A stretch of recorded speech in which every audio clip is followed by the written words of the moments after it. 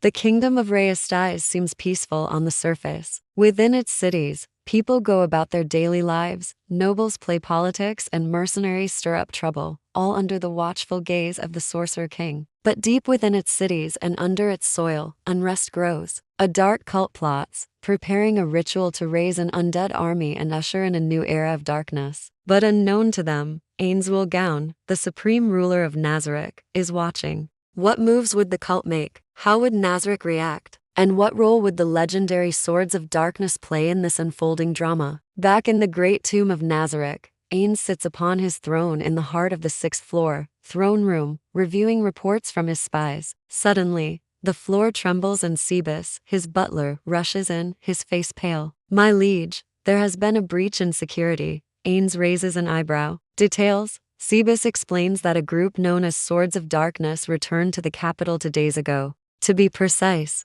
1 day ago. "Did they cause any trouble?" Ains asks. Sebus shakes his head. "It appears they have peacefully returned." "Swords of Darkness, huh? One of my pawns has finally returned to the board." Ains thought with a smile. He remembered when he sent them away. To be more precise, he remembers how he forced them out of Nazarick. As a result of Pandora's actor, the group was sent to Erentel after being defeated by the Floor Guardian, but they were quickly hired by Clementine. After healing from their injuries, they left Erdal for the kingdom capital to get supplies and regroup. However, little did they know they were being watched. As we can see, several men watch the group from afar, hiding in the shadows. As the Swords of Darkness walk through the streets, they discuss their future plans, laughing and joking as if nothing happened. All of them seem happy and excited for the future except for Evelai. She carries herself with an air of loneliness, different from the rest of her group. Her eyes constantly search the surroundings as if expecting an ambush.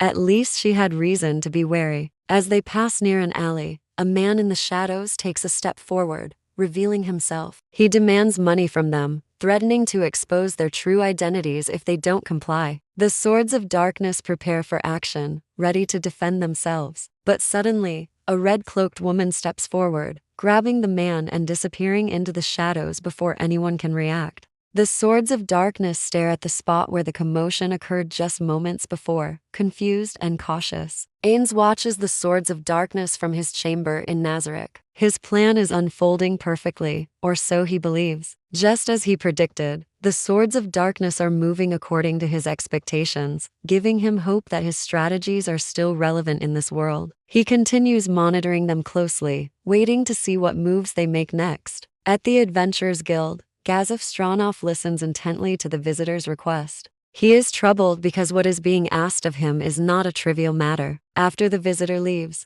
he ponders the implications of the request. He decides to consult with the kingdom's elite, including the powerful nobles, Renner Thyre Charkas and the esteemed warrior, Brago. Meanwhile, outside the city walls, adventurers from the Swords of Darkness prepare for their journey. They are eager to start their mission and contribute to the kingdom's well-being. However, little do they know that their every move is being watched over by the Sorcerer King. In the throne room of Nazarick, Ains reviews the latest reports from his spies and receives a visit from Albedo, who requests permission to eliminate the cult immediately. However, Ains declines her suggestion, believing that more information is needed. On the 7th floor, he discusses the situation with his trusted allies, devising a plan to deal with the cult. And so it's decided. Ains will personally intervene and take care of the problem. Meanwhile, back in the kingdom, the heroes arrive at the village, but it is already too late. The cult has struck and turned the village into a graveyard. The heroes are shocked by the devastation and vow to find those responsible. Deep within the catacombs below the village, Zajet Dale Banderthal chants incantations, summoning an undead horde to do his bidding. His partner, the mysterious red-cloaked woman, stands beside him, reveling in the destruction they have wrought. Unbeknownst to them, Ains observes them from afar, his presence looming over them like a shroud.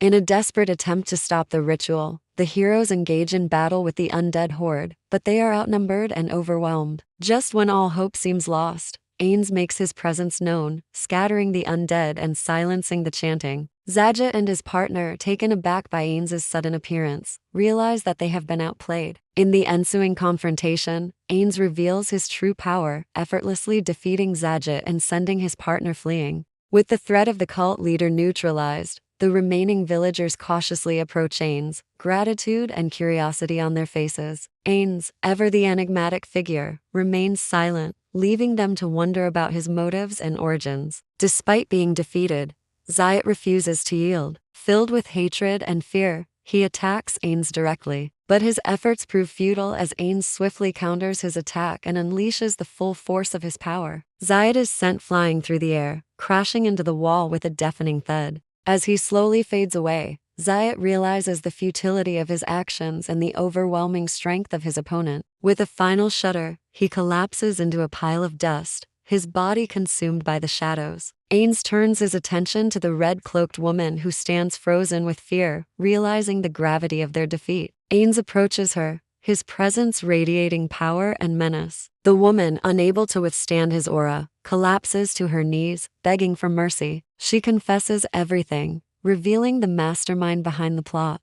With the cult's plans shattered and its leaders apprehended, Ains departs from the village, leaving behind a mix of awe, fear, and gratitude. As he vanishes into the shadows, the villagers whisper tales of his extraordinary power and mysterious origins. In Nazareth, Albedo confronts Ains about his decision to intervene directly instead of using his usual indirect methods. She questions why he chose to reveal himself and take such personal interest in the cult's activities. Ains, however, remains cryptic, offering no explanation for his actions. Albedo, frustrated by his vagueness, vows to uncover the truth and reminds Ains of the impending ceremony on the 13th. As the days pass, anticipation builds for the ceremony. However, none know of the dangerous plot unfolding in the shadows. Little do they know that a battle between light and darkness is about to commence, setting the stage for an epic confrontation. Meanwhile, on the 8th floor of Nazareth, Cositus, the floor guardian, trains with his new companion, a small lizard man named Zeriusus.